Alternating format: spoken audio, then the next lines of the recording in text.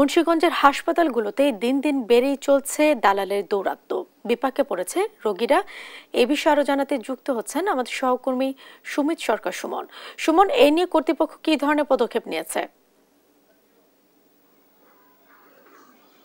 হ্যাঁ, আসলে আমি দাঁড়িয়ে আছি মুন্সিগঞ্জ জেনারেল হাসপাতালে। এখানে কিন্তু এই মুন্সিগঞ্জ জেলার প্রধান এই হাসপাতাল। এখানে কিন্তু নিম্ন আয়ের মানুষ কিন্তু এখানে আসলে তারা চিকিৎসা নিতে আসেন।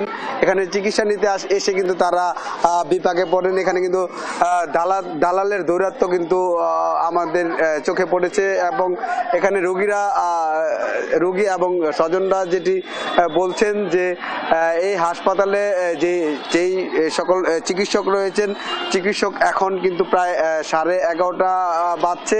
এখন কিন্তু কয়েকটি পক্ষে কিন্তু তাদের কিন্তু আসলে পাচ্ছে না বলে আমাদের এখানকার যাত্রীরা অভিযোগ করেছে। তো আমি এখন একজনের সাথে কথা বলবো। আপনি একটু জানাবেন এই হাসপাতালে চিকিৎসা নিতে এসে দালালের দৌরাত্ম্য এবং কি অনিয়ম আপনারা দেখছেন? জি, ধন্যবাদ আপনাকে। আমরা কিছুক্ষণ আমি সকাল 10টা থেকে 10টা বাজে এসেছি আমার ভাতিজিকে নিয়ে। এইখানে আমি ডাক্তার দেখাতে এসেছি 105-এ। আমি অনেক রুগীর অনেক বড় সিরিয়াল দেখেছি। সিরিয়াল ধরে অনেকে বসে রয়েছে এই গরমের ভিতরে শুধু একটু সেবা নেওয়ার জন্য, কিন্তু এই সেবাটা পাচ্ছে না।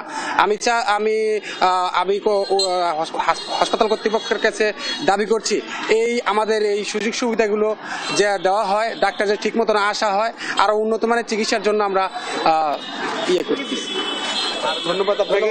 আসলে আমি আরেকজনের সাথে কথা বলবো। আপনি একটু বলবেন যে আপনি কেন এসেছেন আর এখানে কি আপনারা দেখছেন? এখানে কি বলবো ভাইয়া, সকাল 9:30 বাজে আসছি, এখন বাজে বেলা 12টা। আমি 112-তে ডাক্তার দেখাবো, সকাল 9টা বাজে আমি টিকিট কাটছি, এখনো ডাক্তার এসে পৌঁছায়নি। তো বলেন আপনি।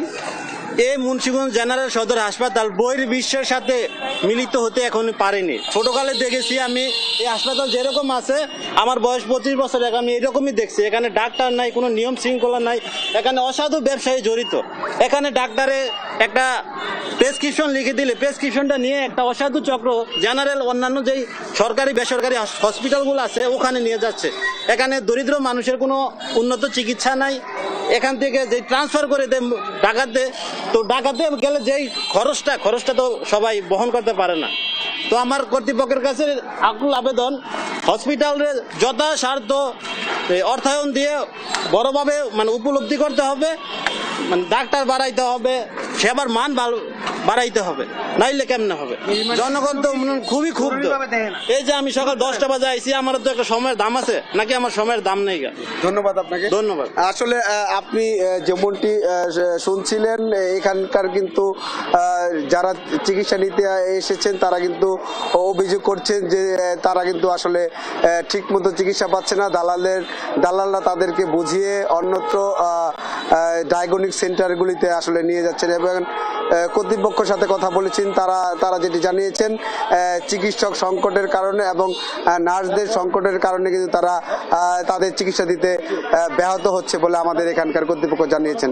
তো এই ছিল আমার কাছে মুন্সিগঞ্জ জেনারেল হাসপাতাল থেকে সবশেষ খবর। জেসিকা। সুমন, ধন্যবাদ আপনাকে।